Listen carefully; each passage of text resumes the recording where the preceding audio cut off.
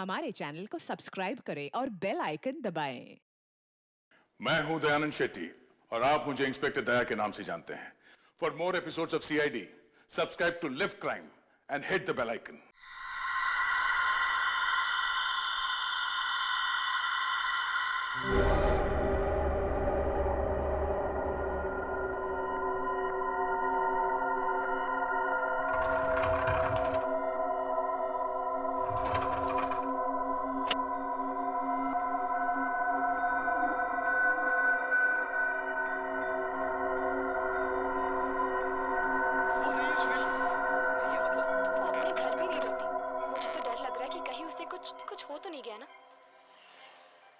सना का एक दोस्त भी गायब हो गया यामिनी।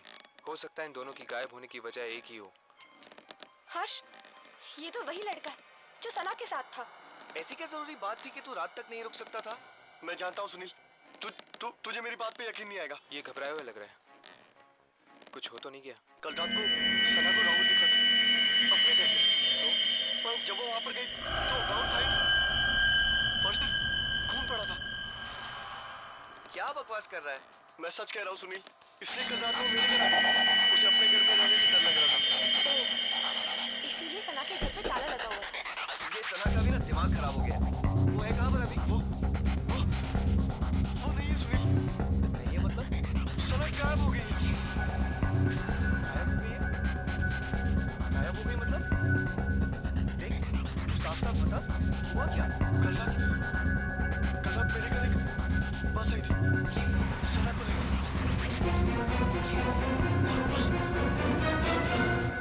सना को लेकर गायब हो गई। बस?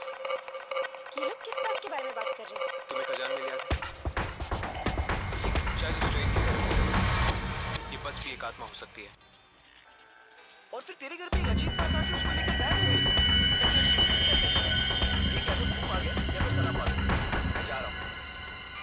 सुनील, रुक जा सुनील।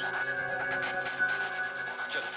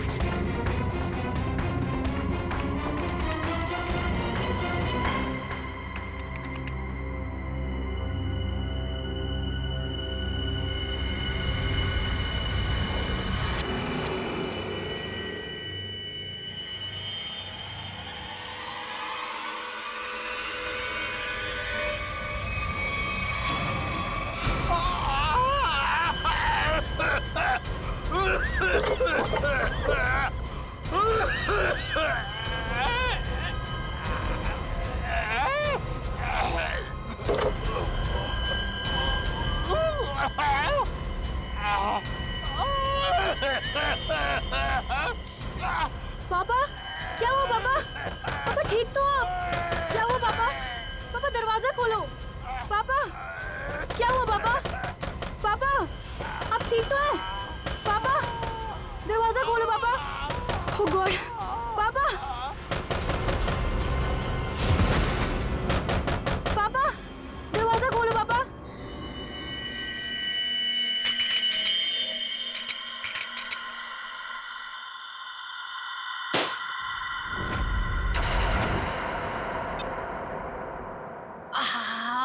ठंडी हवा। अच्छा गिफ्ट दिया हमारे सीईओ प्रमोद साहब ने, नहीं? वैसे भी हमें इस घर में एसी की सख्त जरूरत थी। अच्छा घनश्याम जी, मतलब आपको इस घर में मेरी जरूरत नहीं है? अरे मैडम, अगर ऐसी बात होती तो क्या मैं दूसरी शादी करता? अच्छा अच्छा चलो, बहुत रात हो चुकी, अभी हमें सोना चाहिए। चलो सो जाओ।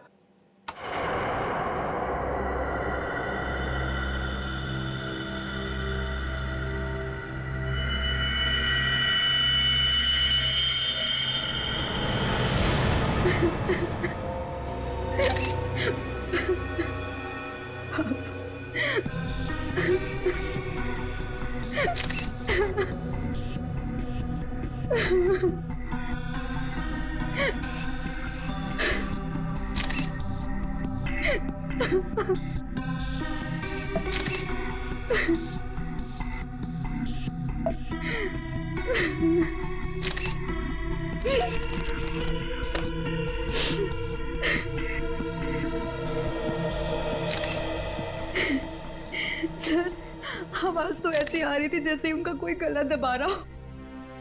सांस लेने में तकलीफ हो रही हो। फिर अचानक से उनके फ्लोर पे गिरने की आवाज आई और शांत हो जाओ। कमरे का दरवाजा अंदर से बंद। हाँ सर, दरवाजा तो आपके आने के बाद खुला। समझ में नहीं आ रहा। खिड़की पर ग्रिल है, दरवाजा अंदर से बंद था, अंदर कोई था भी नहीं, फिर भी। ऊपर से ये फ्लैट 13 फ्लोर पे है सर, तो इसलिए बाहर से चढ़ के अंदर आना थोड़ा मुश्किल लगता है।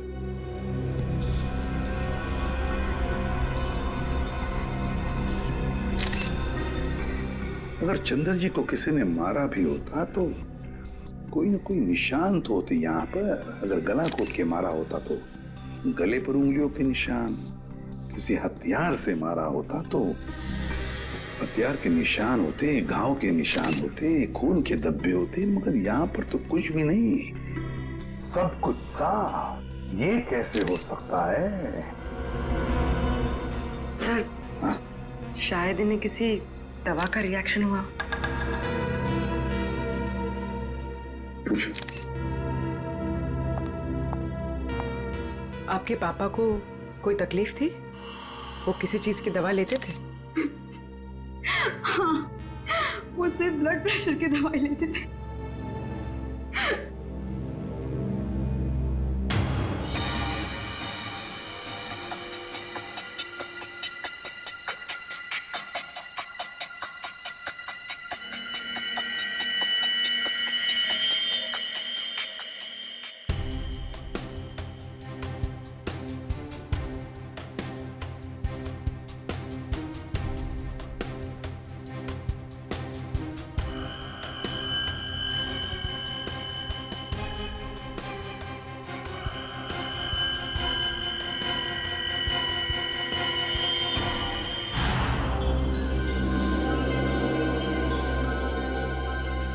ये यहाँ कुछ लगा हुआ है, पाउडर जैसा।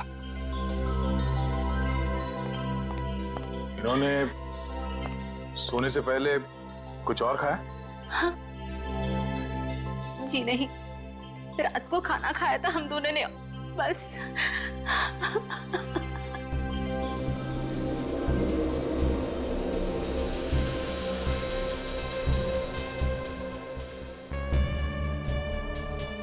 ये पाउडर जैसी चीज है क्या, ये अभी पता लगाते हैं।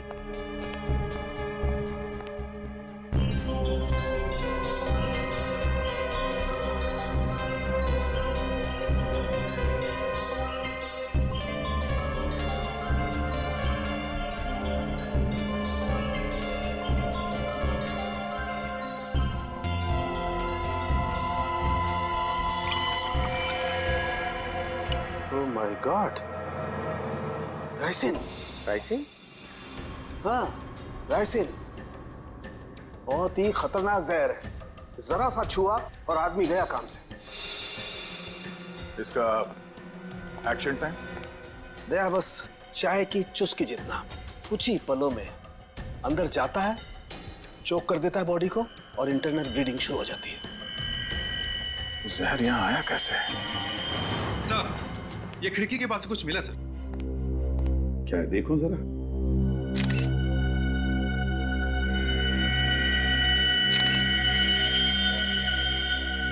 कैमरा लेंस, पर यहां पर तो कोई सीसीटीवी कैमरा है ही नहीं। तो फिर ये लेंस कहां से आया? लेंस कहां से आया? पता नहीं सर, पापा लेकर आए होंगे।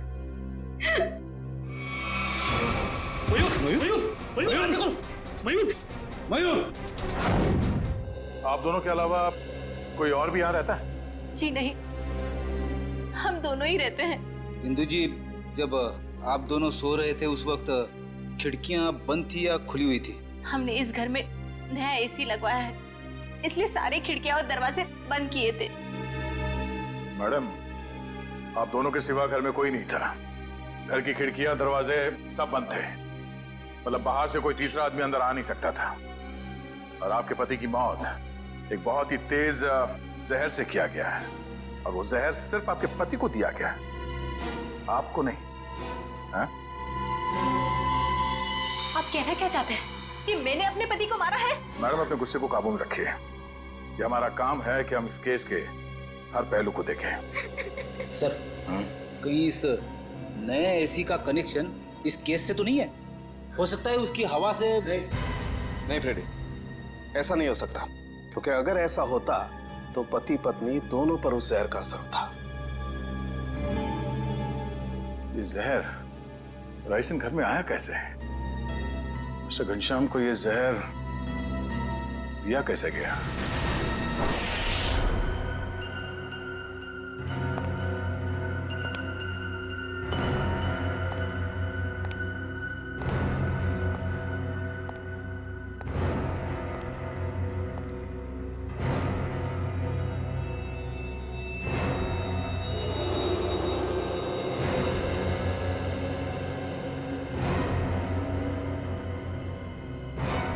बॉस, बॉडी में रेसिन ज्यादा मात्रा में नहीं गया था, इसीलिए बच गया है।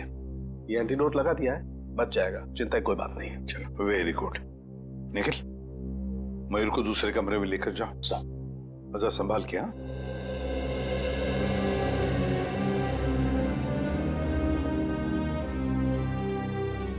आराम से, आराम से। सांके, वो जो लेंस हमें चंद्रा के घर से मिले थे, उसके बारे में कुछ पता चला अब तक? वो तालिका चेक करिए बस। एक ही तरीके से दो खून, घनश्याम और चंद्रा, एक ही तरीके से, और वो भी राइसिन पॉइजन से। राइसिन से। पर सर, इन दोनों विक्टिम्स को राइसिन पाउडर दिया किसने होगा? वही तो, वो तो हम पता लगा ही लेंगे पूर्वी, मगर पता नहीं क्यों मुझे ऐसे लग रहा है कि दोनों के बीच में कोई ना कोई संबंध जरूर है। कोई ना कोई संबंध जरूर है। सर, हाँ इशिता। सर, घनश्याम और चंद्रा एक ही कंपनी के लिए काम करते थे, वी गिज़्मो इलेक्ट्रॉनिक स्टोर। मैंने कहा ना, कोई ना कोई कनेक्शन तो जरूर है इस घनश्याम और चंद्रा में। दोनों एक ही कंपनी के लिए काम करते थे, जी गिज़्मो इलेक्ट्रॉनिक स्टोर। हेलो, क्या? ठीक, ओके। सर, कल्याण में एक और मौत हुई है, एक औरत की, मंजू नाम है उसका। कैसे? सर, गला घोटने से, और वो रूम में अकेली थी। मंजू की मौत गला घोटने से हुई, लेकिन वो कमरे में अकेली ही थी। अकेली थी। राइसिन, इस राइसिन पॉइजन की गुत्थी तो अब वहीं पर सुलझेगी। जी गिज़्मो स्टोर।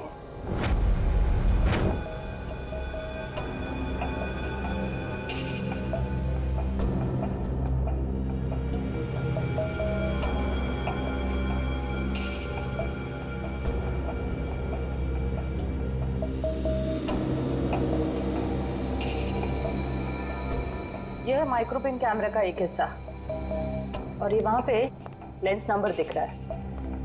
जरा जूम करो तारिका, जूम करो इसे। हाँ।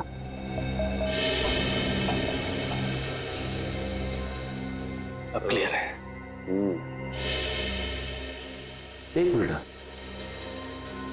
ACT 129098।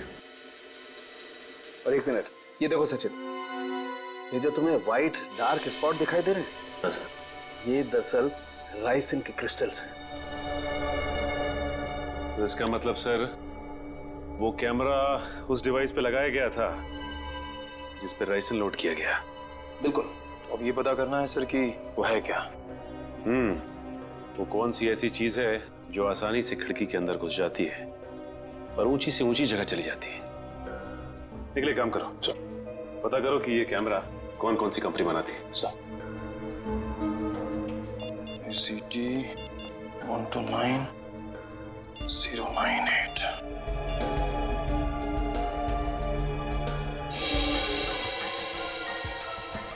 सर, हाँ निकल।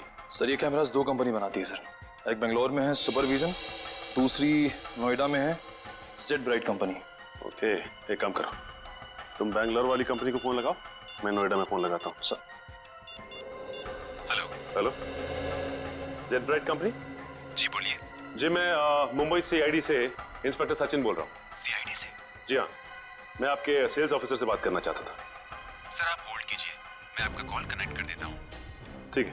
देखिए, मैं मुंबई CID से इंस्पेक्टर निखिल बोल रहा हूँ। मुझे ये सुपरविजन कंपनी के क्या? अच्छा, ओके, शिफ्ट हो गई। Okay, thank you. सर ये बेंगलोर वाली कंपनी 1 साल पहले बंद हो चुकी है, अब वहाँ पे कोई और कंपनी है। हेलो सर, मेरे सीनियर लाइन पे हैं, आप बात कीजिए। जी कहिए, मैं मिस्टर राजेश बोल रहा हूँ। मिस्टर राजेश, मैं CID से इंस्पेक्टर सचिन बोल रहा हूँ, मुंबई से। जी कहिए। हमें थोड़ी मदद चाहिए थी आपकी। कैसी मदद सर? देखिए राजेश जी, हम ये जानना चाहते हैं कि आपकी कंपनी 129 ACT 129098 इस सीरीज के कैमरा पिछले 2 हफ्तों में मुंबई में कहां भेजे? सर आप प्लीज मुझे अपना फैक्स नंबर दे दीजिए, जैसे ही मुझे पता चल जाएगा मैं आपको तुरंत फैक्स कर दूंगा। ठीक है, थैंक यू।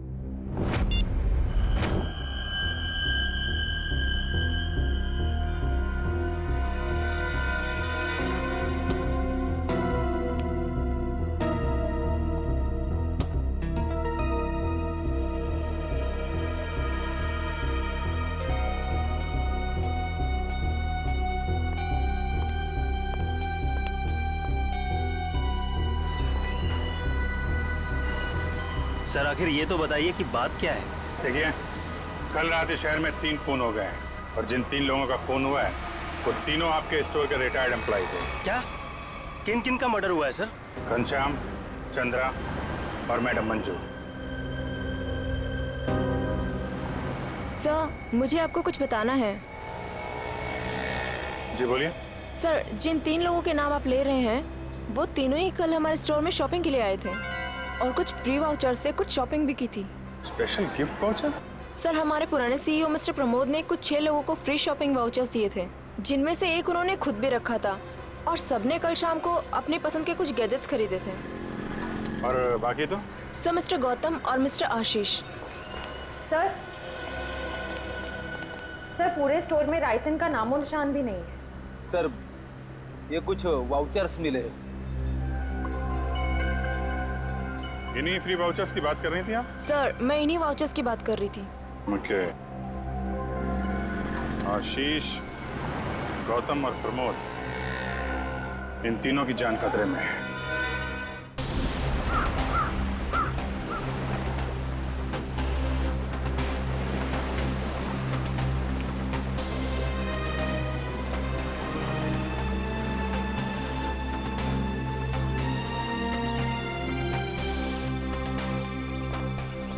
आइए साहब आइए, वो बगीचे में बैठे हैं प्रमोद जी। जरा रुकिए। साहब उठिए साहब, वो सीआईडी वाले मिलने आए हैं आपसे। साहब उठिए साहब, साहब साहब साहब को क्या हो गया साहब? एक मिनट पीछे हटिए। वैसा ही केस है ये, देखो नाक में राइसिन पाउडर। क्या हुआ साहब को सर? एक बात बताओ, कौन आया था इनसे मिलने? कोई नहीं आया था साहब। घर में आने का और कोई रास्ता है? नहीं साहब, बस एक ही रास्ता है साहब, वो जिससे हम लोग आए हैं। और कौन कौन रहता है तुम दोनों के अलावा इस घर में? कोई नहीं साहब, बस हम दो ही रहते हैं साहब। और कितने सालों से काम कर रहे हो यहाँ पर? 5-6 साल से साहब। 5-6 साल से? क्या हुआ है साहब? सर, ये भी तो हो सकता है कि मिस्टर प्रमोद ने बाकी 3 खून करके आत्महत्या कर ली हो।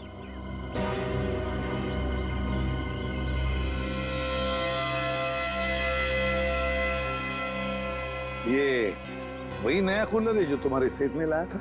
हाँ साहब, यही है। इसका बॉक्स वगैरह कहाँ है? पैकेजिंग का जो कचरा था वो वहाँ साहब, कचरे के डब्बे में। खोला किसने था? मैंने खोला था साहब। मास्क पहन लो। सर, हो सकता है राइसिन इसी पैकेजिंग में यहाँ तक पहुँचा। कभी अगर ऐसे होता तो ये नौकर पहले मरता ना, क्योंकि उसने ही बॉक्स खोला था। संभल के।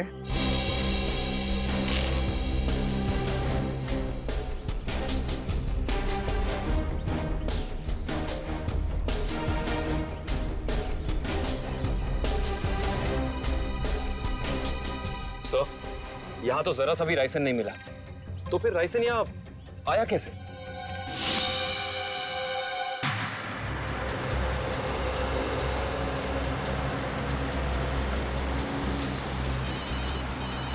हाँ सर। सर हम लोग अलीबाग पहुंचने वाले हैं।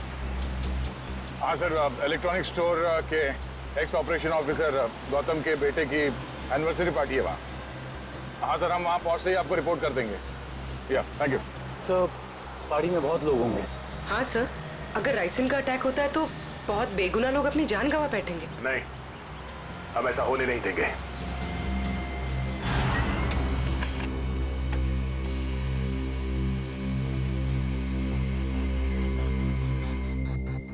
तीन जगह भेजा है।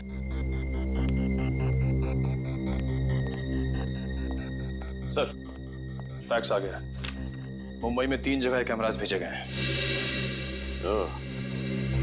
तो चलो फिर इन तीनों कंपनियों के मालिक के दर्शन कर लेते हैं।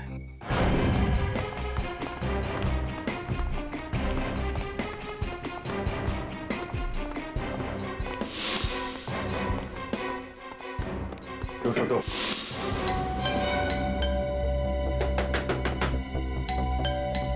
मिस्टर आशीष, सर, कहीं हमें आने में देर तो नहीं हो गई? आशीष,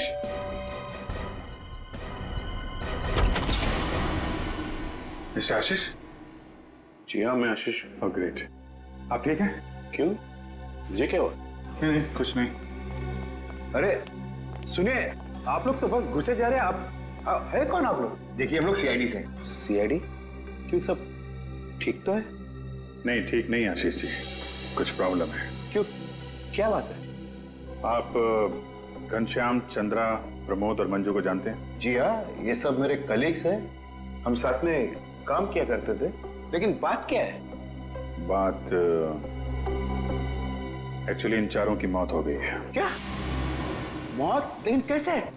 वही पता लगाने की कोशिश कर रहे हैं हम लोग। आशीष जी, क्या कल आपने जी गिज़्मो शोरूम से कोई सामान खरीदा था गिफ्ट वाउचर से? जी हाँ। कहाँ है वो सोफे के पीछे। वो बॉक्स? जी हाँ। आपने इसे खोला तो नहीं? जी नहीं, वो कंपनी से टेक्नीशियन आने वाला था, बस उसका इंतजार कर रहा हूँ। अच्छा कि आपने हाथ नहीं लगाया। अब थोड़ा पीछे हो जाइए। लेकिन आप लोग बताते क्यों नहीं कि बात क्या है? थोड़ा खतरा है आशीष जी, आपको बाद में बताएंगे, आप पीछे आ जाइए। खतरा? जी पीछे प्लीज। लेकिन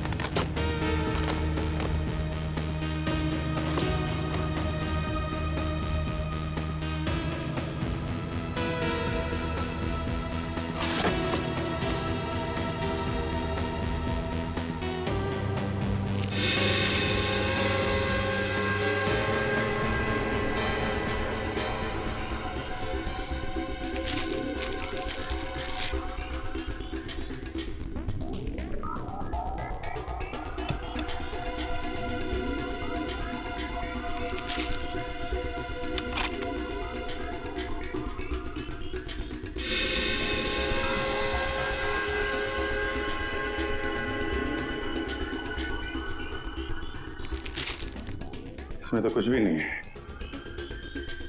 वो जानलेवा पाउडर राइसिन गिफ्ट बॉक्स में नहीं आया तो फिर उन लोगों के पास पहुंचा कैसे?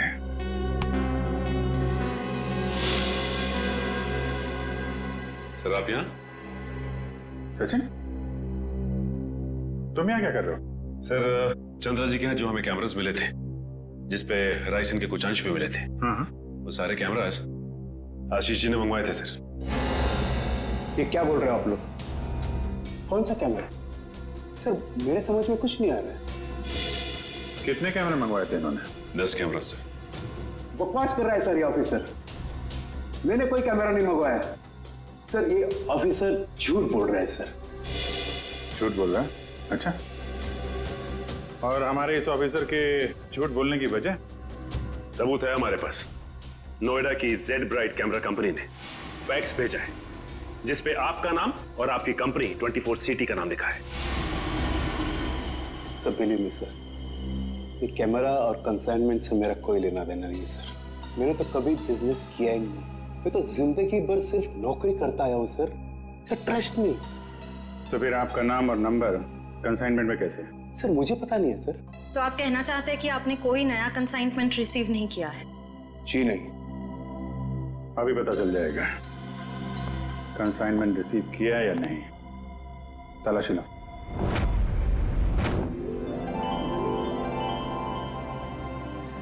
चलिए भाई आइए, केक काटेंगे। Please come. आओ। अनिल यही तो हूँ। काटे केक? बिल्कुल बिल्कुल काटिए। यस। अरे रुको भी।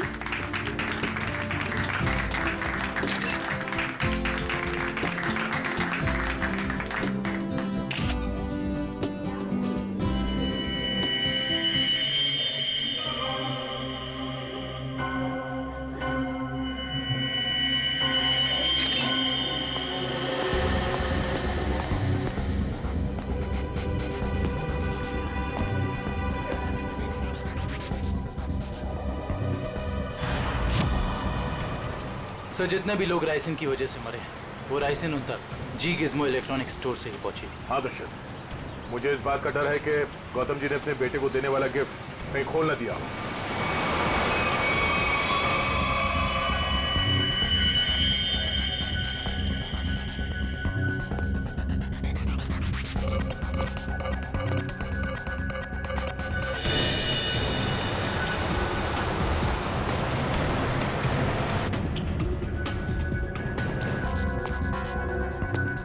राहुल,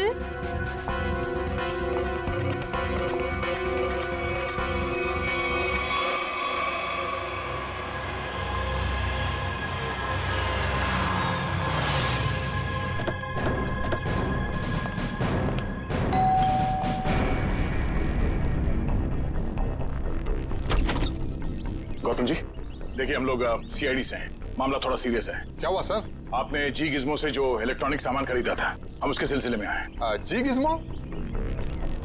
आइए आइए।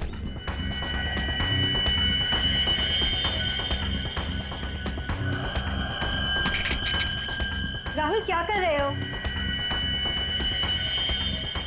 राहुल मेरी बात सुनो। Rahul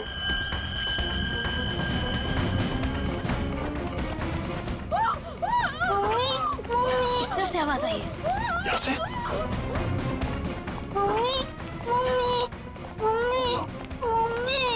Sangeeta, Sangeeta, sir please ambulance बुलाइए ना सर। क्या हो गया सर इसको? देखा।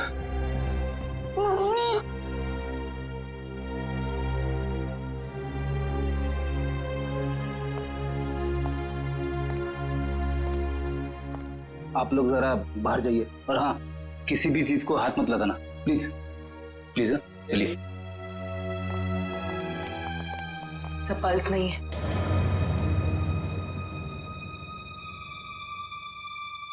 सर ये देखिए, नाक के पास कुछ व्हाइट पाउडर जैसा है। जरूरी राइसिन है। ये क्या है?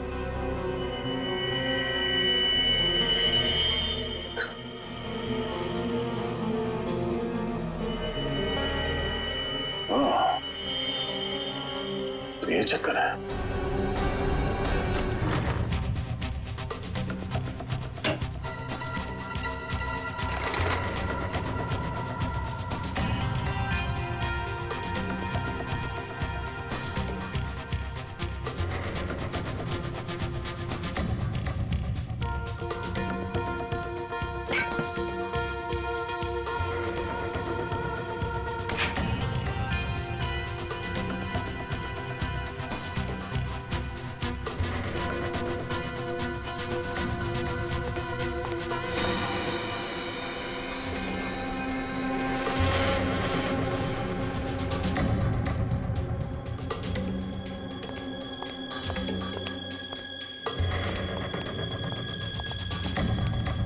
सर मुझे अंदर कुछ नहीं मिला।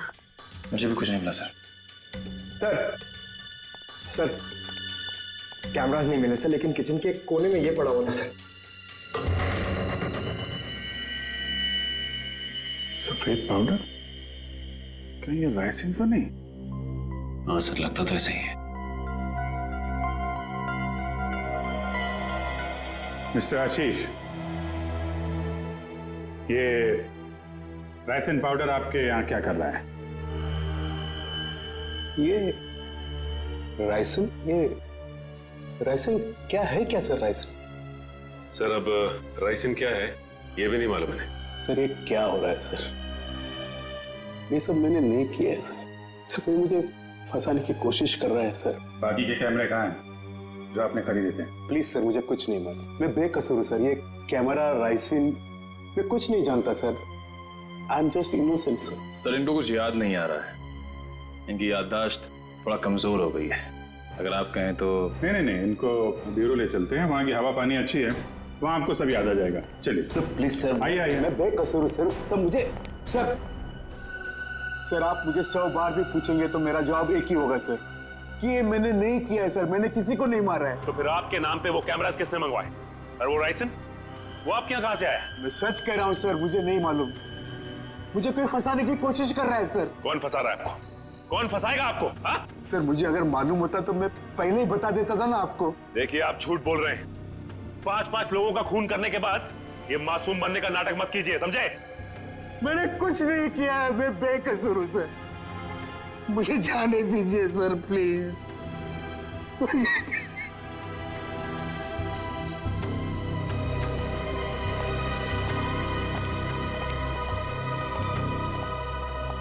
सर ये आदमी तो बहुत टेढ़ा लग रहा है। लगता है आसानी से मुंह नहीं खोलेगा।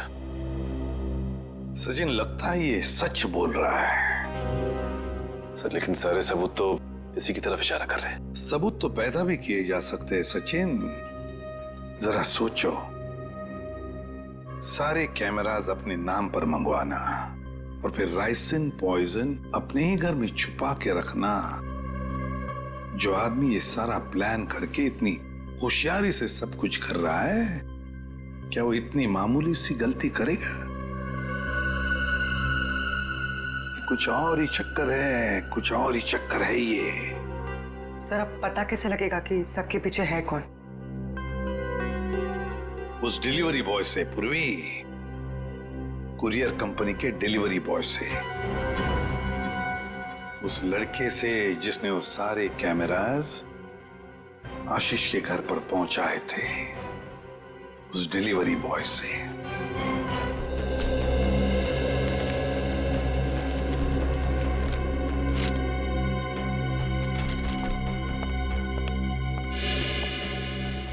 मिल गया सर। डिलीवरी नंबर है MUM 169127128K16। इसकी डिलीवरी हुई थी? यस सर, ये पैकेट जिस दिन हमें मिला था डिलीवरी उसी दिन हुई थी। इसका रिकॉर्ड है हमारे पास। किसने की थी delivery? Delivery boys Piyush. Piyush, जरा बुलाओ उसे। पीयूष, जरा बाहर आओ।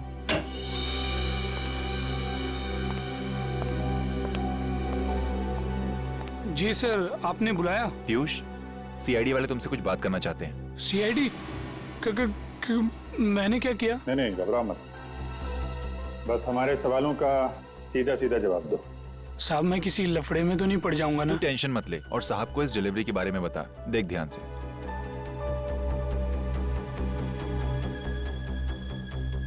डिलीवरी किया ना साहब? किसको की थी?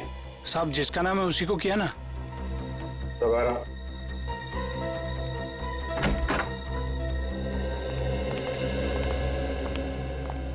ये है वो आदमी?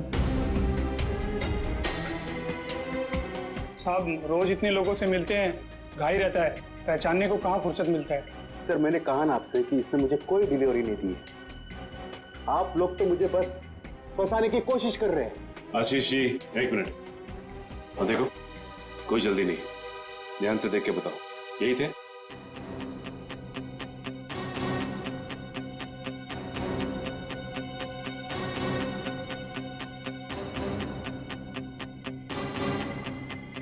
लगता तो यही है साहब। झूठ बोल रहा है सर, ये जबरदस्ती मुझे पकड़ने की कोशिश कर रहा है। कभी नहीं दी मुझे डिलीवरी तूने।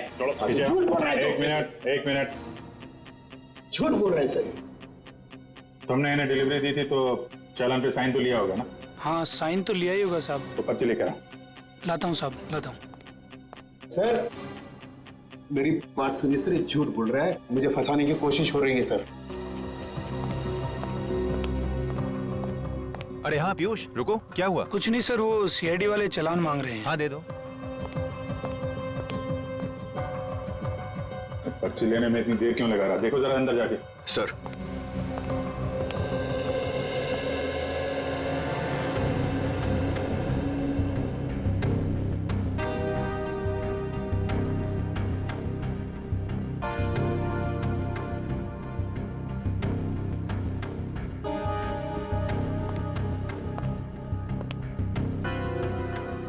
सर वो भाग गया। भाग गया? पकड़ो।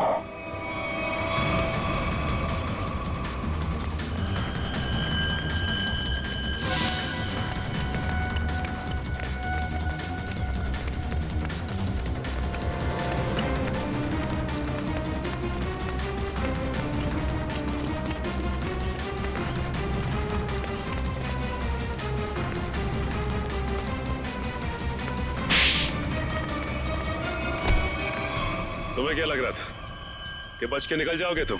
सर मैंने कुछ नहीं किया सर। आई समझ सर, मैं झूठ नहीं बोल रहा। तो भाग क्यों रहा था? सर मैं आप लोगों को देख कर डर गया था सर। ठीक है, वो डिलीवरी तुमने किसको दी थी? हाँ? सर मैं बताता हूँ सर।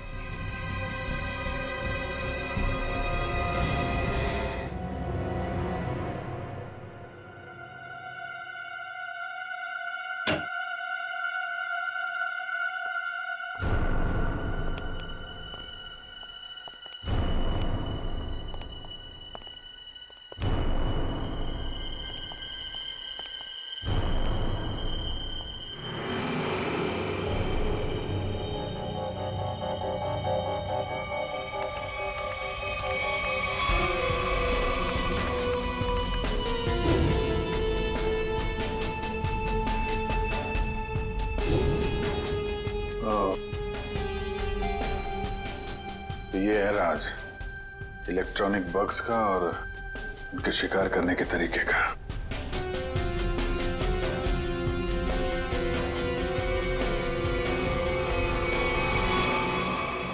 अरे अभी तो यही थी, ये लड़की कहां गायब हो गई? यहीं कहीं छुपी होगी, ढूंढो।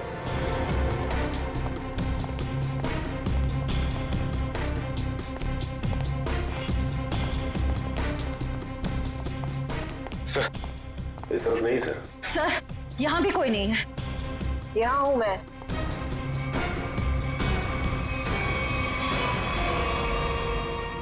तुम इन सब के पीछे ये तो पता चल चुका है, लेकिन ये सब किया क्यों तुमने? बदला, दूसरों का हक छीनने वालों से बदला। किसका हक? कैसा बदला? मेरे पापा के हक का बदला, उनकी मौत का बदला। पापा की मौत का बदला? उनकी सारी जिंदगी की मेहनत चुरा ली गई। मेरे पापा एक बहुत बड़े इलेक्ट्रॉनिक जीनियस थे।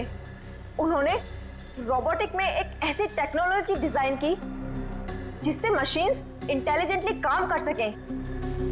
लेकिन आशीष ने मेरे पापा के रिसर्च के पेपर्स और सारे डिजाइन चोरी कर लिए और फिर उन्हें अपने नाम पे रजिस्टर करवा लिया और बाद में वॉशिंग मशीन्स और बाकी इलेक्ट्रॉनिक गैजेट्स पे उनको फिट करवा के नाम, पैसा और इज्जत कमाने लगा। तुम्हारी दुश्मनी मिस्टर आशीष से थी, तो बाकी सबको तुमने क्यों मारा? उन्होंने तुम्हारा क्या बिगाड़ा था? ये सब एक ही गैंग के मेंबर हैं। इन सब ने मिलके मेरे पापा को कंपनी से निकलवाया। खुद तो बहुत पैसा कमाया, पर मेरे पापा वो तो बेरोजगार हो गए, नौकरी चली गई उनकी। वो ये सदमा बर्दाश्त नहीं कर पाए, डिप्रेशन में चले गए और फिर उनकी मौत हो गई। मैंने पहले तो मिस्टर प्रमोद की सिग्नेचर्स की प्रैक्टिस की और फिर मैंने फ्री वाउचर्स पे उनके साइन किए और फिर मैंने उन 6 लोगों के सामान में बग डाल दी। तुम्हारे साथ जो कुछ हुआ वो गलत था, लेकिन तुमने जो कुछ किया वो भी गलत है। तुम्हें अपने आप को कानून के हवाले करना पड़ेगा। नहीं, बिल्कुल नहीं। जब तक मैं गौतम और आशीष को उनके पापों की सजा न दिलवा दूं, तब तक मैं कानून तो क्या, अपने आप को किसी के हवाले नहीं करने वाली। आप लोग घबराइए मत, मैंने आप सबके मनोरंजन का भी बहुत खास इंतजाम किया है। देखना नहीं चाहेंगे?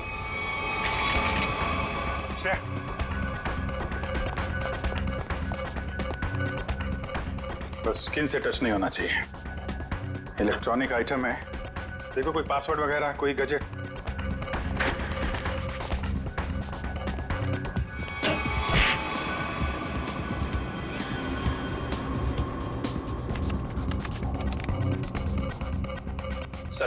सर इससे गैजेट्स बंद नहीं हो रहे हैं। सर गोली मार देता हूँ। नहीं नहीं, गोली मत चलाना।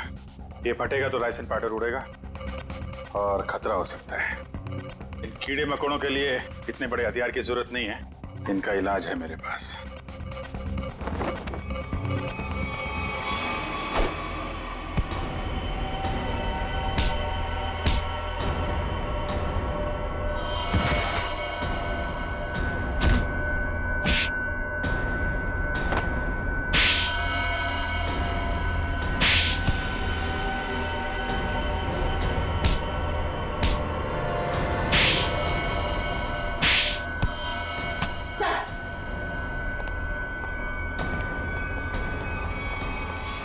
जुर्म का रास्ता हमेशा जेल की कोठरी में खत्म होता है रश्मि। अच्छा दिमाग पाया था तुमने भी। ये सब इलेक्ट्रॉनिक गैजेट्स बनाए, लेकिन इस्तेमाल बदले के लिए किया। अगर इनका इस्तेमाल किसी अच्छे काम में लगाती तो अपने पिता का नाम रोशन करती और जेल भी नहीं जाना पड़ता। आज हम आपको सच्ची घटनाओं पर आधारित टीवी शो क्राइम इंडिया की शूटिंग दिखा रहे हैं। क्राइम इंडिया के इस एपिसोड की कहानी रघुनाथ और उसके परिवार की है, जो आज से 10 साल पहले अखबारों की सुर्खियों में छाई रही। 5, 4, 3, 2, 1, एक्शन। वेलकम फ्रेंड्स, आपका स्वागत है क्राइम इंडिया के नए शो में। ये कहानी बहुत ही रोमांचक और रहस्य से भरी है। ये कहानी 10 साल पहले शुरू हुई इस बंगलो से। यहाँ रहते थे मिस्टर रघुनाथ अपने परिवार के साथ, एक खुश परिवार। फिर सारी खुशियाँ एक पल में छिन गई। 10 साल पहले इसी दरवाजे से रघुनाथ की 21 साल की बेटी अपने घर प्रवेश करती है, जहाँ उसे अपने पिता का सामना करना पड़ता है, जो थोड़े गुस्से में थे क्योंकि जूही अपने दोस्त के बर्थडे पार्टी से लेट वापस आई। पिता की प्रताड़ सुनते ही जूही अपने पिता को समझाने की कोशिश करती है कि पार्टियों में तो अक्सर देर हो सकती है, उसमें इतना अपसेट नहीं होना चाहिए। रघुनाथ अपनी बेटी की बात सुनते ही चिल्लाने लगते हैं। जूही पिता का डर सह नहीं पाती। वो अपनी भरी आंखों से अपनी कमरे की तरफ भागती है। कमरा बंद किए बिना खाए पिए जूही सो जाती है। इसका हम नाट्य रूपांतरण करते हैं। मम्मा, पापा, मम्मा, मम्मा, पापा। ये क्या? घर में कोई नहीं है क्या? ऐसा तो कभी नहीं होता है। मम्मी, मम्मी, पापा, ये क्या? यहाँ पर भी कोई नहीं है। कहीं बेडरूम में तो नहीं है? मम्मी, पापा, मम्मी, पापा, ये क्या? कहाँ गए सबके सब? मम्मी, मम्मी, आप यहाँ पर हो? मैं कितनी परेशान हो गई थी पता है? मम्मी, मम्मी,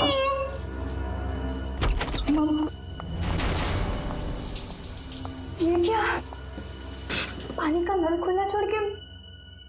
मम्मी तो ऐसा कभी नहीं करती। मम्मी, पापा,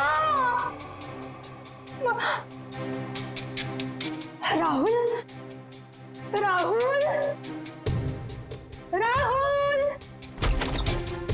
राहुल, अरे राहुल को स्कूल छोड़ने गई होगी मम्मी।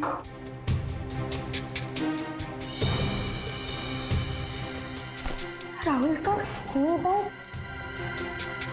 मतलब मम्मी राहुल को स्कूल छोड़ने गई। राहुल भी नहीं है। मम्मी, पापा, पापा की गाड़ी।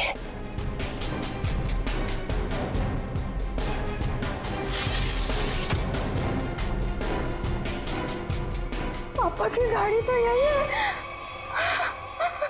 पापा तो ऐसा नहीं करते कभी। पापा। उस दिन से आज तक जूही को अपने माता पिता और भाई के बारे में कोई खबर नहीं मिली। कहाँ खो गए वो तीनों? लेकिन जूही अपनी आखिरी याद अब तक नहीं भूल पाई है। अपनी मम्मी की पिंक साड़ी और पापा के स्टाइलिश हैट को, जो उन्होंने आखिरी दिन में पहना था, वो आज तक नहीं भूल पाई है। Just stop this nonsense. आप लोग किसी को चैन से जीने देंगे या नहीं? प्लीज मैम, आप प्लीज रुकिए। Shut up. और आप मेरे घर आए कैसे? परमिशन लिए ma'am. To hell with your permission. लोग मेरी जिंदगी को टेलीविजन शो का तमाशा समझते हैं। किसी के भी दर्द को स्टोरी बना देंगे। जिस घर से मेरी यादें जुड़ी हैं, आप उन्हीं यादों को एक्सपोज करेंगे। ये मैं नहीं होने दूंगी। Just go from here. चाहिए। ट्रस्ट मी मैम, हम ऐसा वैसा कुछ नहीं दिखा रहे हैं, बल्कि ये तो आपके लिए अच्छा ही है कि हो सकता है कि शो के बाद आपको नए फोन कॉल्स आए कि आपके मिसिंग पेरेंट्स मिल गए हैं। प्लीज मुझे और लालच मत दो। छोड़ दो मुझे मेरे हाथ पे। I said just go from here. Sir, live telecast चल रहा है, आप गलत ना समझे हमें। हम पूरे मसले को बहुत सेंसिटिवली हैंडल कर रहे हैं। सर, समझाइए मैम को प्लीज।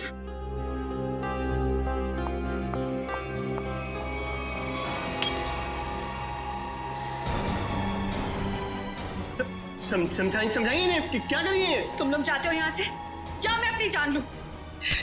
छोड़ो मुझे, छोड़ो मुझे, छोड़ो तुम मुझे, आज अपनी जान लेके दिखाऊंगी। उदय, उदय, कितना खून निकल रही है। पैकअप, चलो चलो चलो, इन्हें हॉस्पिटल लेके चलो, चल चल।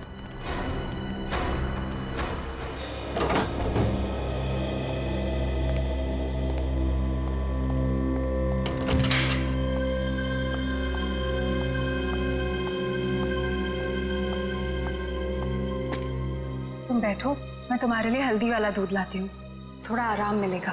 छोड़ो आराम आराम, इतनी फिक्र करती हो तो अपने गुस्से को कंट्रोल में रखना सीखो। मरने मारने पर उतर आई उस वक्त। तो फिर क्या करती? वो लोग मेरे घर वालों की इज्जत के साथ खिलवाड़ कर रहे थे, मेरे जख्म को रेत रहे थे। मेरे इमोशंस को कभी समझते ही नहीं हो। ऐसा नहीं है, नहीं समझता मैं तुम्हारे इमोशंस। जूही, मैंने ही कहा था, बहुत हिम्मत वाली लड़की हो। जिस तरह से तुमने इस दुख को समेटा और जिंदगी को फिर राह पर ले आई, कोई और होता कब का टूट जाता। तुम जैसा हमसफर बहुत नसीब से मिलता है। और तुम जैसा हस्बैंड भी हर लड़की को नहीं मिलता। इसी बात पर दूध नहीं, ग्रीन टी हो जाए। ठीक है, बैठो, मैं अभी लाती हूँ।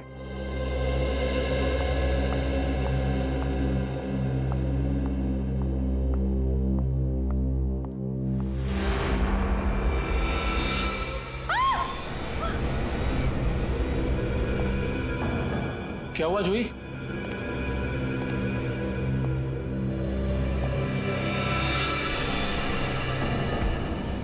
आपको क्यों लगता है कि ये हैट आपके पापा का है?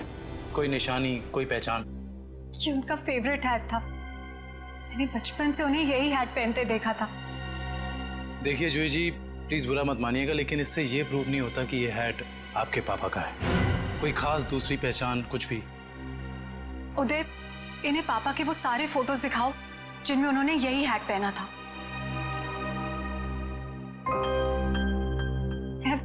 मैं पापा से कई बार कहती थी कि ये हैट पुराना हो गया है, इसे फेंक दो। पापा कहते थे मेरा सर भी पुराना हो गया है, उसे भी फेंक दूं क्या?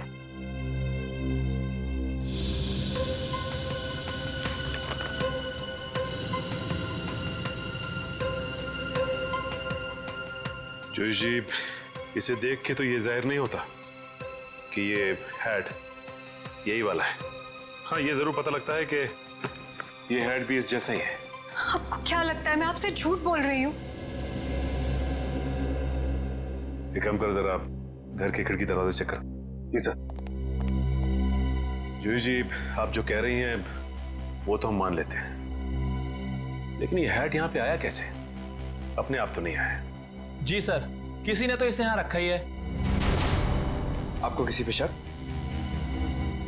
नहीं सर, पीछे के सारे दरवाजे और खिड़कियां अंदर से बंद है सर। इसका मतलब जो भी अंदर आया उसके पास मेन डोर की चाबी थी। जूही जी, आपने अपने घर की चाबी किसी और को भी दी है क्या? नहीं तो। हाँ, मुझे याद आया। एक्चुअली कुछ दिन पहले शॉपिंग आर्केड में मेरा पर्स चोरी हो गया था और घर की चाबियां भी उसी में थी। बड़ी लंबी प्लानिंग की गई है, लेकिन 10 साल बाद ये हैट यहाँ रखने का क्या मतलब हो सकता है? पूरा का पूरा परिवार गायब होता और किसी को भी पता नहीं चलता। ऐसे कैसे कोई गायब हो सकता है? सर, पुलिस रिपोर्ट में लिखा है कि ना किसी ने चीखने चिल्लाने की आवाज सुनी, ना ही कोई गोली चलने की आवाज सुनी। सर, जब ये हुआ तब जूही अपने ऊपर वाले बेडरूम में सो रही थी और बाकी के परिवार के लोग नीचे थे, तो अगर शोर शराबा होता तो जूही को जरूर सुनाई देता। एग्जैक्टली। अच्छा, इस वॉचमैन का क्या कहना है? सर, उसने बताया कि उसने ना किसी ऐसे आदमी को और ना ही ऐसी किसी गाड़ी को बाहर जाते हुए देखा। सर, यहाँ तक कि उसने रघुनाथ जी की फैमिली को भी उस घर से बाहर जाते हुए नहीं देखा। सर, रिपोर्ट में ये भी लिखा है कि घर में जबरदस्ती अंदर आने का कोई निशान भी नहीं मिला था।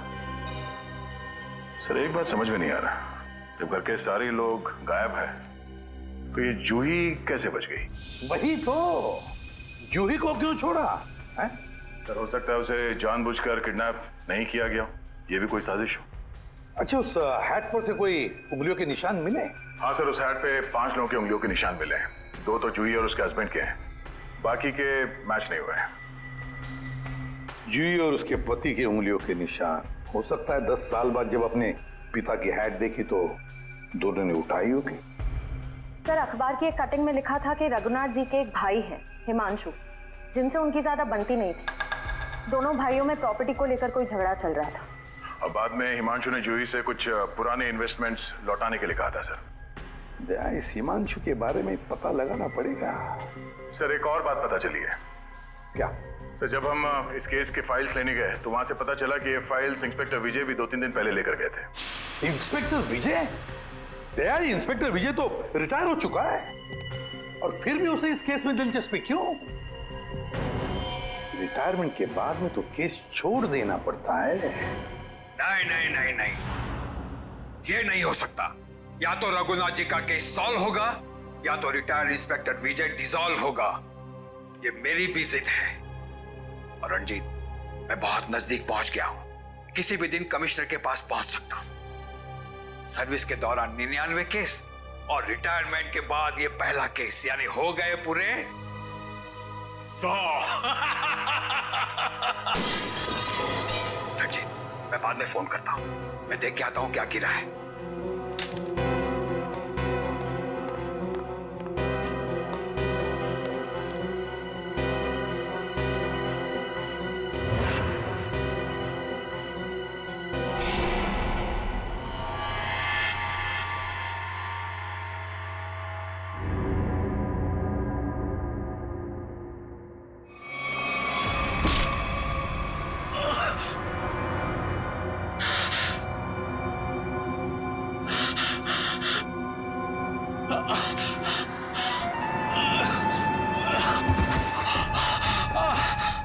इंस्पेक्टर विजय, शायद तू भूल गया है कि अभी तो इंस्पेक्टर नहीं है, रिटायर्ड इंस्पेक्टर हो गया है।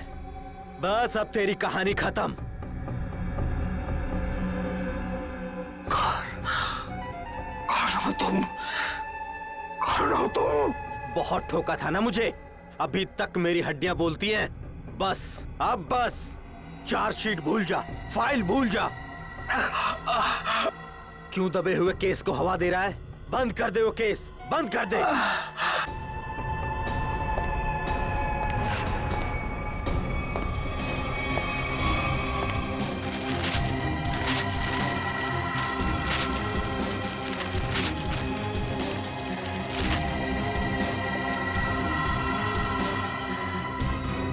रघुनाथ भाई साहब को गुजरे तो तकरीबन 10 साल हो गए और अब तो सिर्फ उनकी यादें हैं। हम जानते हैं जो भी हुआ, लेकिन उनके केस के बारे में कुछ नई बातें सामने आई हैं, तो सोचा क्यों ना आपसे ही पूछ लें। नई बातें आप लोगों को पता चली है और आप पूछना मुझसे चाहते हैं? आप कुछ टेंशन में लग रहे हैं। मैं टेंशन में नहीं तो। दरअसल भाई साहब को गुजरे इतने साल हो गए और आज आप लोग आए भाई साहब के बारे में इंक्वायरी करने के लिए। चलिए, उनके बारे में नहीं तो आप ही के बारे में बात कर लेते हैं।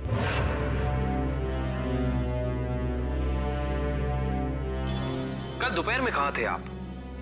कल ऑफिस में था। ऑफिस? रियली?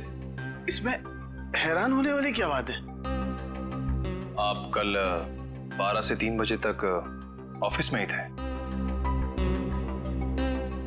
एक्चुअली मैं लंच आवर्स में घर आता हूँ 2-3 घंटा रेस्ट करने के लिए। आपके घर का एड्रेस 54 गुलमोहर रोड है ना? जी नहीं। लेकिन आपकी कार कल उस वक्त उसी बंगले के सामने खड़ी थी। मेरी याददाश्त। दरअसल मैं सठियाने लगा हूं। मैं कल रुक गया था एक दोस्त के यहाँ, वो भी वहीं गुलमोहर में ही रहते हैं। मिस्टर हिमांशु जी, झूठ बोल रहे हैं आप। वहां पे आपका कोई दोस्त नहीं, बल्कि आपकी भतीजी जूही रहती है, समझे आप? इसलिए झूठ बोल के कोई फायदा नहीं है। हम जानते हैं कि आप जूही से मिलने गए थे उसके घर। हाँ, मुझे उससे कुछ काम था। काम था इन्हें? हाँ, फिर आप उससे मिले क्यों नहीं? बल्कि आप तो छिपते छिपाते उसके घर गए, उसके किचन के प्लेटफॉर्म पे उसके पिता रघुनाथ जी की हैट रखी और बड़े आराम से वहां से निकल गए। क्यों? हैट? कौन सा हैट? मिस्टर हिमांशु, आपको लगता है कि आप ऐसी गोल गोल बातें करके सीआईडी से बच सकते हैं? कसम से, ना तो मैं भाई साहब की किसी हैट के बारे में जानता हूं और ना ही उनके लापता होने के बारे में। हिमांशु जी, ये क्या है?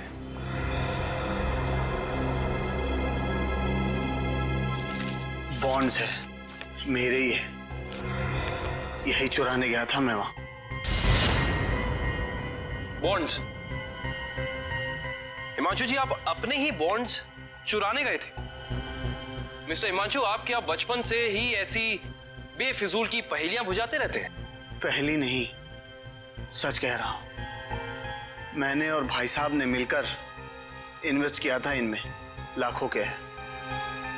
भाई साहब लापता हो गया और जूही कब्जा करके बैठ गई, दे ही नहीं रही थी। क्या करता, अपनी ही चीज चुरानी पड़ी। हिमांशु जी, चलिए मान लिया एक पल के लिए कि आप सच बोल रहे हैं, लेकिन मैं सच ही कह रहा हूं, लेकिन एक बात आप लोगों को बोलना भूल गया। जैसे ही मैं बॉन्ड्स लेकर वहां से निकल ही रहा था कि अचानक दरवाजा खुलने की आवाज आई। मैं घबराकर छुप गया। मुझे लगा कि शायद उदय या जूही होंगे, लेकिन कोई और ही था। कौन था? मैं उसका चेहरा तो नहीं देख पाया, सिर्फ पीठ ही देख पाया। लेकिन इतना तो तय है कि वो उदय नहीं था, क्योंकि वो उदय से काफी लंबा और तगड़ा था। बाल लंबे थे, जैकेट पहन रखी थी और शायद जीन्स थी। अच्छा, और कोई खास बात याद है आपको? कोई खासियत, जैसे उसे भीड़ में देखे तो पहचान लें? हाँ, उसके शूज क्रोकोडाइल लेदर के थे। Crocodile leather?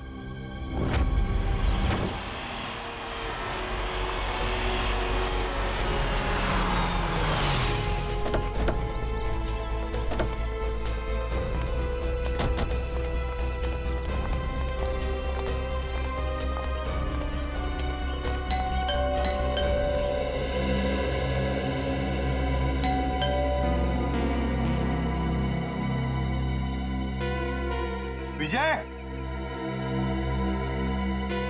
Vijay, Vijay sir. Sir दरवाजे में से धुआं आ रहा है सर। माय गॉड, दुष्यंत दरवाजा खोलो। विजय, विजय, विजय, विजय, पेपर जल रहा है, जल्दी से बुझा दें। Yes sir. Vijay, Vijay sir.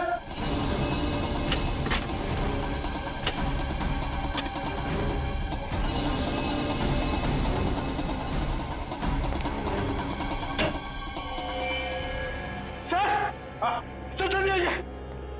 क्या हुआ पंकज? Oh my god. विजय,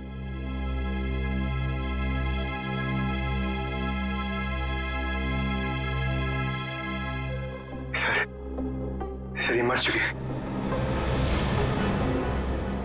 सिर पर वार किया है, गोली भी चली है सीने में। सर, दो गोलियां लगी हैं। My God.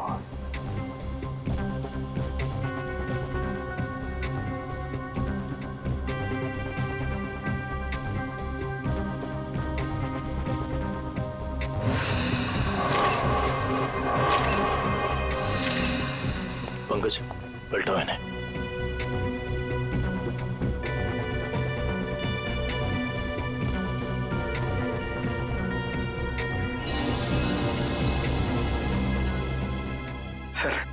सर ये कैसे हो सकता है सर? विजय जी इतने सीनियर और एक्सपीरियंस ऑफिसर हैं, फिर इन्हें इन्हीं के घर में गोली मार दी। जिसने भी किया है पंकज, जो खिड़की का शीशा तोड़ा, बोल्ट नीचे किया, खिड़की खोलकर अंदर आके यहाँ चुप कर बैठा होगा। शायद आवाज सुनकर विजय इस कमरे में आया तो उसने विजय के सिर पर वार किया और फिर 2 गोलियां भी डाल दी। सर लगता है कि खूनी और विजय जी की कोई पुरानी दुश्मनी थी, इसीलिए रिटायरमेंट के बाद मौका मिलते ही इन्हें मार डाला। ये भी तो हो सकता है ना दुष्यंत कि विजय किसी मुजरिम के लिए खतरा बन गया था, शायद उसी ने किया हो। ढूंढो इस कमरे को अच्छी तरह, एक एक कोना छानो और पंकज कुछ ना कुछ तो मिलना चाहिए, ढूंढो अच्छी तरह से।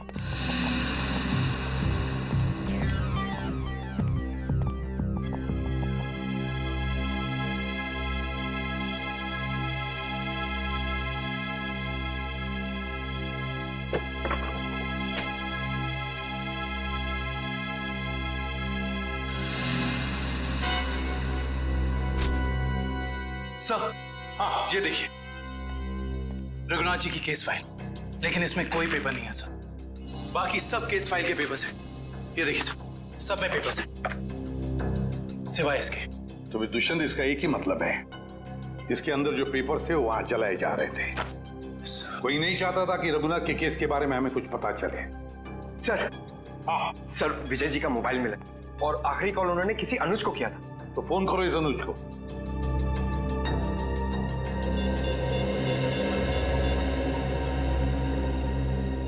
हेलो अनुज कुल्फी वाले, अरे यार मैंने 10 कार्टन मलाई कुल्फी बोली थी, क्या हुआ अभी तक भिजवाई क्यों नहीं? क्या कुल्फी वाले नहीं हो तो फिर कौन हो तुम? मॉडल? मॉडल है?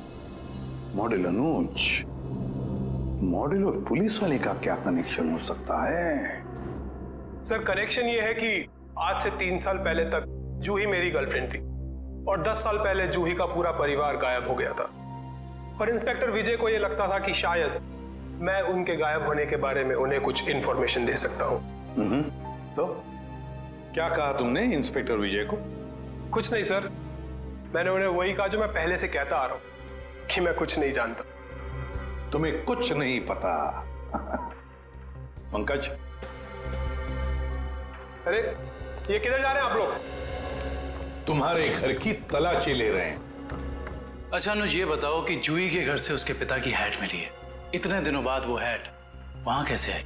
सर मैं आपसे सच कह रहा हूं, ना तो मैं किसी हैट के बारे में जानता हूं और ना ही किसी गायब हुए परिवार के बारे में। अनुज, तुम्हारे और जूही के परिवार एक दूसरे को अच्छी तरह से जानते थे और फिर भी तुम कह रहे हो कि तुम्हें कुछ नहीं मालूम है? चलो ठीक है, तो अब बताओ कल दोपहर को कहां थे तुम? कल मैं अपने एक फ्रेंड के एग्जीबिशन की ओपनिंग में गया था। फ्रेंड की एग्जीबिशन की ओपनिंग में गए थे? अच्छा।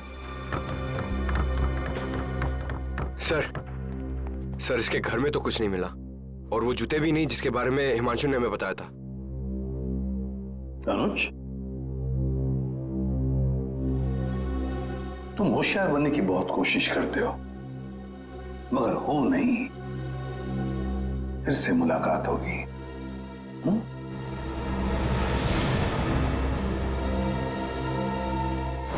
तो समझ में नहीं आ रहा ये आदमी चाहता क्या है। जो एक तरफ वो जूही के घर में हैट रखता है और दूसरी तरफ विजय को मारकर केस के फाइल्स, पेपर्स और फोटोज मिटा देता है। क्यों? लगता है उसे पता चल गया था कि विजय जल्दी अपराधी को पकड़ने वाला है, लेकिन एक बात समझ में नहीं आ रही है कि उसने रघुनाथ की हैट जूही के घर में क्यों रखी? क्या सोच रहा है वो? कोई ना कोई चाल तो जरूर है दया, इसके पीछे कोई ना कोई चाल तो है। ये केस कुछ ज्यादा ही उलझा हुआ है सर। वैसे विजय के काम करने के तरीके को मैं अच्छी तरह से जानता हूं। वो सारे के सारे अंडे एक ही टोकरी में कभी नहीं रखता। इन्वेस्टिगेशन की अलग अलग कड़ियां वो अलग अलग जगह पर रखता था। सर विजय के सारे रिलेटिव्स से पता किया, किसी को भी मालूम नहीं है कि वो कर क्या रहा है। उसके मोबाइल से कुछ पता चला? नहीं सर, कुछ पता नहीं चला। वे देखना पड़ेगा मौत के कुछ दिन पहले विजय कहां कहां गया था, किस किस से मिला था। सर इंस्पेक्टर विजय के घर पे हमें जो जले हुए कागज के टुकड़े मिले थे उनमें से ये टुकड़ा आधा जला हुआ है और इस पर नवदीप गराज लिखा हुआ है। नवदीप गराज? दया, विजय ने ये नाम ऐसे नहीं लिखा है। जरूर इस गराज का इस रघुनाथ के केस से गहरा संबंध है। जरूर कोई ना कोई गहरा संबंध है। विजय सर हाल ही में एक सेकंड हैंड कार के बारे में पूछने आए थे। Second hand car? जी हाँ, एक व्हाइट कलर की सेडान कार बेची थी 10 साल पहले। विजय सर उसी के बारे में पूछने आए थे। उस गाड़ी के कोई रिकॉर्ड या पेपर्स होंगे आपके पास? जरूर सर, हम रिकॉर्ड हमेशा पक्का रखते हैं। गाड़ियों का मामला है, क्या पता कब कोई चोरी की निकल आए। शेखर, वो जरा गाड़ियों की सेल डिटेल की फाइल लेके आना। याद है ये गाड़ी किसने खरीदी थी? जी हाँ, कोई गिरीश साहब थे, उन्होंने खरीदी थी। ये लीजिए सर। ये लीजिए, ऊपर ही रखे हुए हैं। विजय सर को दिखाने के लिए ही निकाले थे।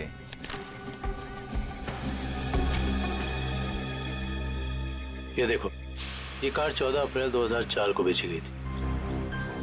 रघुनाथ जी के गायब होने के ठीक 2 दिन पहले सर। राइट।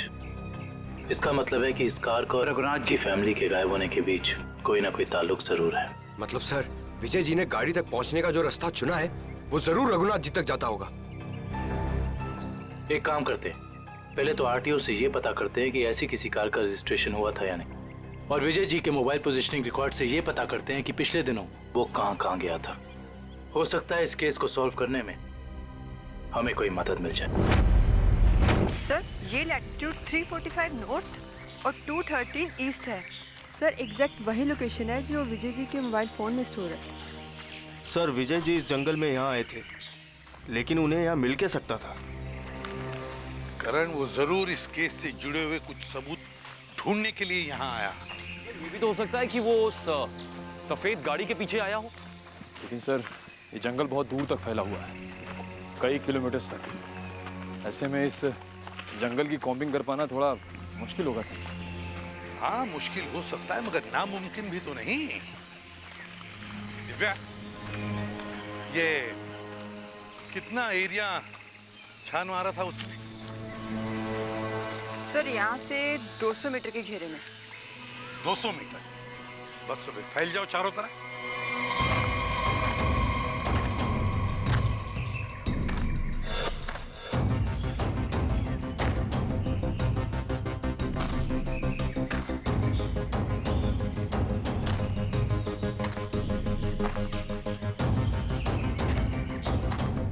सर। हाँ हाँ निखिल। सर, हाँ, ये देखिए सर।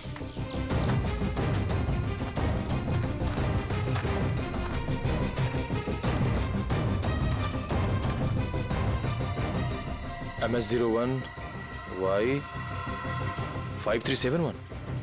सर, ये तो वही सफेद कार है जो उस गैरेज से बेची गई थी। देखो जरा, गाड़ी साफ करो अच्छी तरह से।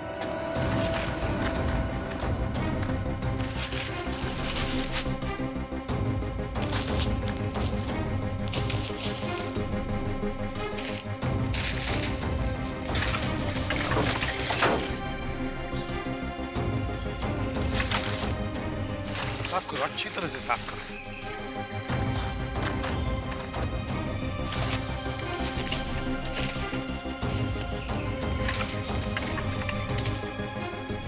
सर। हाँ सर, ये गाड़ी इतनी ऊपर खाई से नीचे गिरी कैसे होगी? एक्सीडेंट हुआ होगा। मगर सर, अगर जूही का परिवार इस गाड़ी में था तो इस गाड़ी में कुछ तो होना चाहिए, कंकाल वगैरह। पूरी गाड़ी खाली है सर। सर, 10 साल हो गए, कीड़े सब खा गए होंगे अंदर। हाँ, मगर केविन, कुछ तो मिलता है ना? एक काम करो, एक गाड़ी के अंदर जितने भी धूल मिट्टी है सब इकट्ठा करो। करण, जाकर वैक्यूम क्लीनर लेके आओ।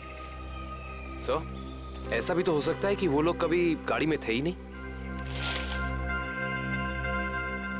केविन, ये भी तो हो सकता है कि गाड़ी के अंदर जितने भी परिवार वाले थे उनकी लाशों को कहीं और फेंक दिया और गाड़ी को यहाँ खाई में लाकर नीचे ढकेल दिया।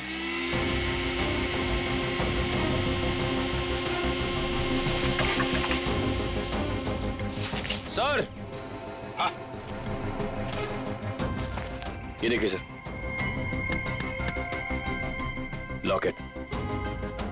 सर, ये तो जूही की माँ का लॉकेट है। बिल्कुल ऐसा ही लॉकेट मैंने उन्हें एक फोटो में पहने हुए देखा है। जूही की माँ का लॉकेट? जी।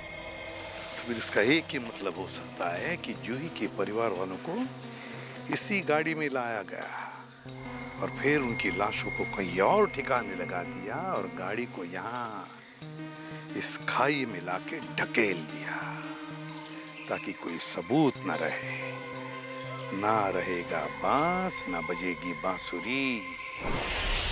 जी साळुंखे साहब, कुछ पता चला? अरे यार अभिजीत, ये बात गलत है यार। आते ही धन्य से सवाल कर देते हो। मैं यार आए हो, हाल चाल पूछो, अपने बताओ। मतलब हालचाल? अरे हालचाल पूछने वाला था सर। कैसी हैं तारिका जी? अरे भाई साहब, मैं अपने बारे में बात कर रहा हूँ भाई। मेरे भी तो हालचाल पूछ सकते हो ना यार। आपके? हाँ, क्यों? हाँ, क्यों नहीं। आपके हालचाल कैसे हैं आप? हाँ, मैं अच्छा हूँ। ये हुई ना बात। अब आओ पूछो। अरे आए हो, हालचाल पूछो, हाय हेलो करो, काम तो होता ही रहता है, बताएंगे ही ना। अब बताओ क्या पूछ रहे थे तुम? ये जो धूल मिट्टी मिली थी कार में से, हाँ, इसमें से आपको कुछ मिला? हाँ विजय, इस मिट्टी में से हमें एक नाखून का टुकड़ा मिला और कुछ बाल मिले। उनमें से एक बाल किसी 40 साल की महिला का है और ये नाखून का टुकड़ा किसी 10-12 साल के बच्चे का है। और इन दोनों का रिकॉर्ड नहीं है हमारे पास।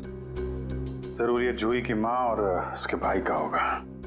और बाकी बाल के टुकड़ों का अभी भी टेस्ट चल रहा है। रिपोर्ट लेने गई है श्रेया। सर, पता चला है कि रघुनाथ जी की फैमिली के गायब होने के कुछ दिन पहले ही उन्होंने अपने खास एम्प्लॉय मुकेश को नौकरी से निकाल दिया था। मुकेश? कहीं सबके पीछे इस मुकेश का हाथ तो नहीं? सर, जो बाल के टुकड़े टेस्ट के लिए गए थे उनमें से एक बाल का डीएनए मैच हो गया है। किसका है? भानु नाम है उसका। अंडरवर्ल्ड का कॉन्ट्रैक्ट किलर है, सुपारी लेके मर्डर्स करता है और कई मर्डर केसेस भी चल रहे हैं उस पर। भानु?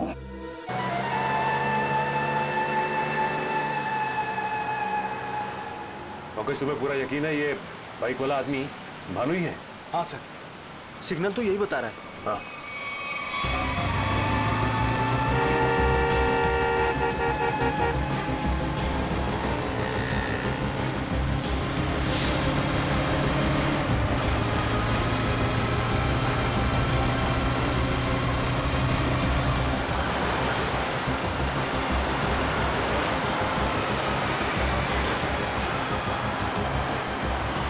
अचानक गायब कहाँ हो गया? दिखाई नहीं दे रहा। ओह माय गॉड! सर, गोली चली यहां से।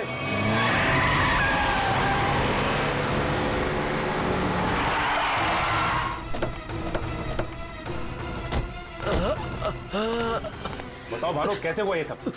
बोलो भानु, कैसे हुआ? बोलो Bhanu. Tiger point. Tiger point पे क्या भानु? भानु! ओह माय गॉड! ये तो मर चुका है।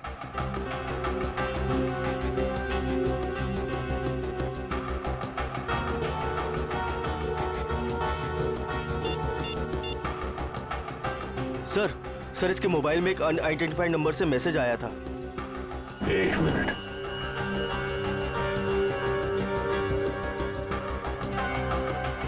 मैसेज?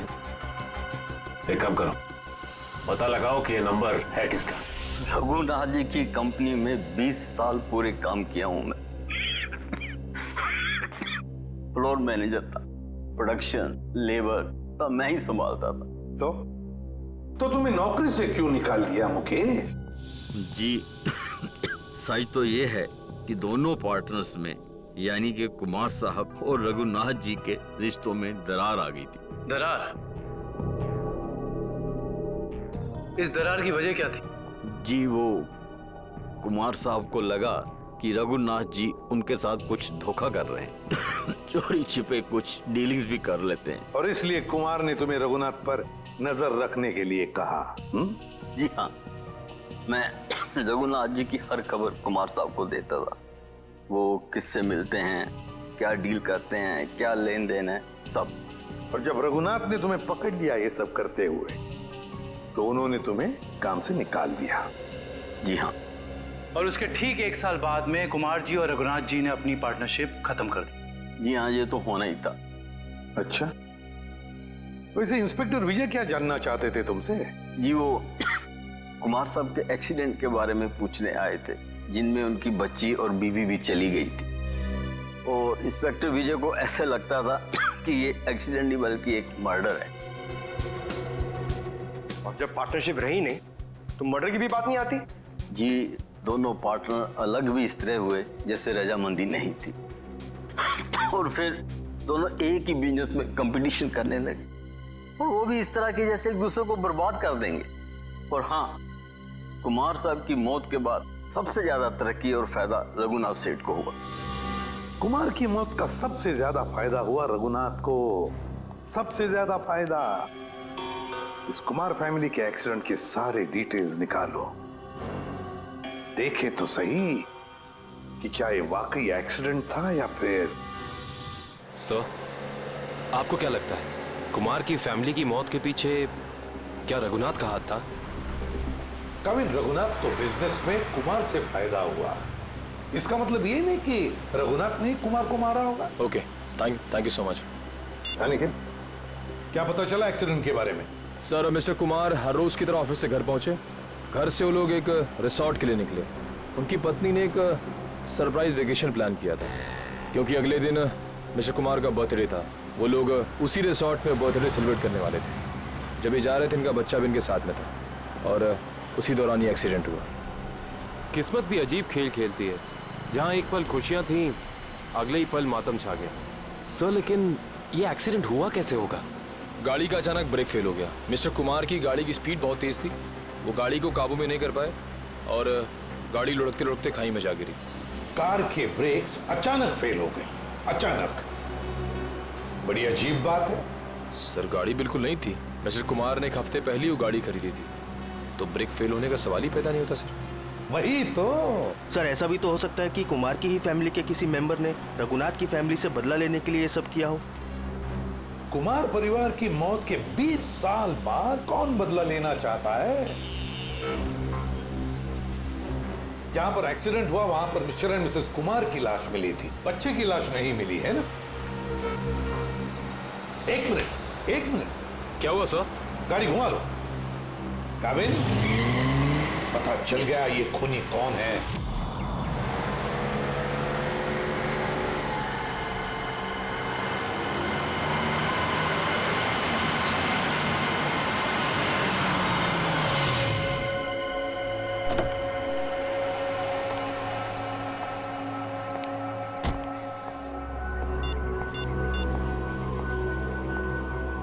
हेलो, हाँ मैं पहुंच गया हूँ 42 माइलस्टोन के पास।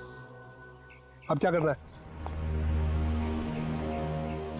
क्या पुल के नीचे 42 माइलस्टोन की तरफ? अच्छा ठीक है।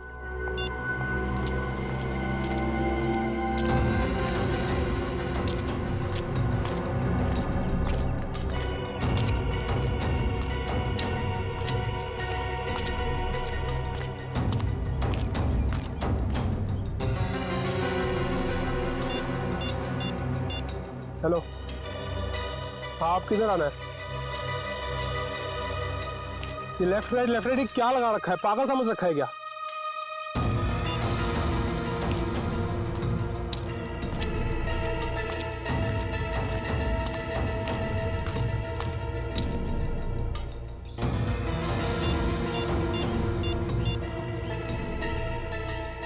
हेलो, मुझे क्या पागल समझा है क्या?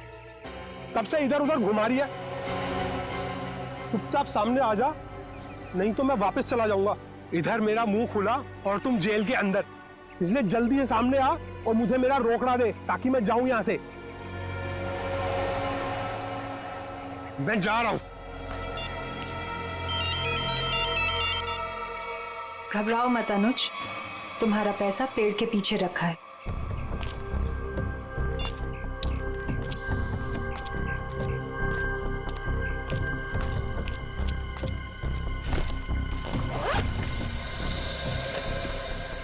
वाह रे वाह, क्या तकदीर है मेरी। तो जैसे सोने के अंडा देने वाली 2-3 और मुर्गियां मिल जाए तो लाइफ सेट। कहो तुम मेरी चिंता मत करो अनुज, वादे के मुताबिक ये तुम्हारी आखिरी पेमेंट है।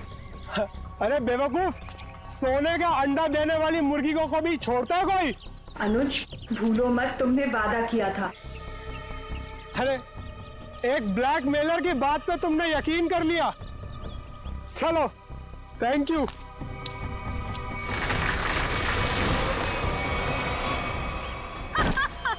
ये क्या कर रहे हो जूही तुम?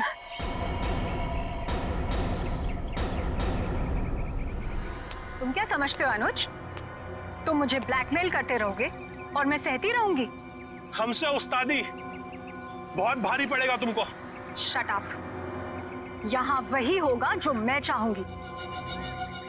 सोचो अनुज, अगर मैं तुम्हारा मर्डर करवा दूं, तुम्हारे टुकड़े टुकड़े करके चील कौओं को डलवा दूं, तो यहाँ तो किसी को इस बात की हवा तक नहीं होगी।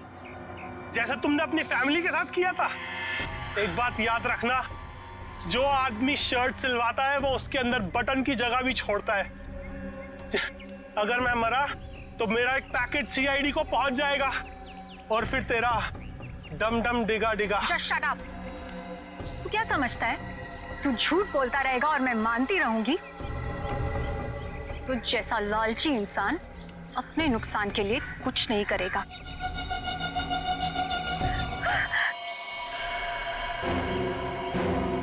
सीपी सर आप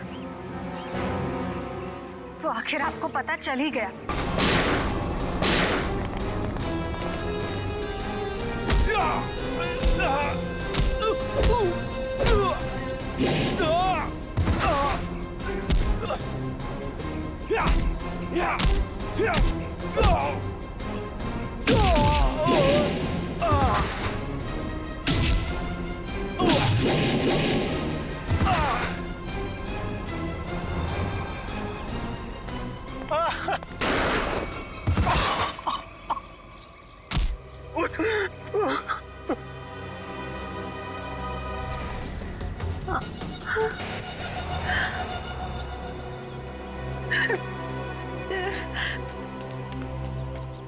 देखो इस प्यारी बिटिया को, जिसने अपने माता पिता का खून कर दिया। बताओ, क्यों मारा तुमने अपने माता पिता को? वो मेरे माता पिता नहीं थे, उन्होंने सिर्फ मुझे गोद लिया था। मेरे असली पापा मिस्टर कुमार थे, जिनकी मौत एक कार एक्सीडेंट में हुई, और वो एक्सीडेंट रघुनाथ ने करवाया था। और अपनी माता पिता की मौत का बदला लेने के लिए तुमने रघुनाथ और उसकी बीवी को मारने का प्लान बनाया, और उसके लिए तुमने भानु को पैसे भी दिए, है ना? हाँ, और भानु ने उस काम को पूरा अंजाम दिया। उसके बाद तुमने भानु के हाथों विजय जी को मरवा दिया और फिर भानु को भी अपने रास्ते से हटा दिया। हाँ, क्योंकि मैं अपने खिलाफ कोई सबूत नहीं छोड़ना चाहती थी। तो सारे इल्जाम अनुज पर आ जाए, है ना? और अनुज, तुम जूही के घर पे रघुनाथ जी की हैट रख के तुमने एक बंद केस को खोल दिया। चोर चोर मौसेरे भाई, वाह रे वाह। लेकिन एक बात याद रखना, मुजरिम चाहे कितना भी चालाक हो, उसका आखिरी ठिकाना तो जेल की चार दीवारी में भी होता है। अब जेल की सलाखों के पीछे सड़ते बैठना फांसी का ऑर्डर आने तक।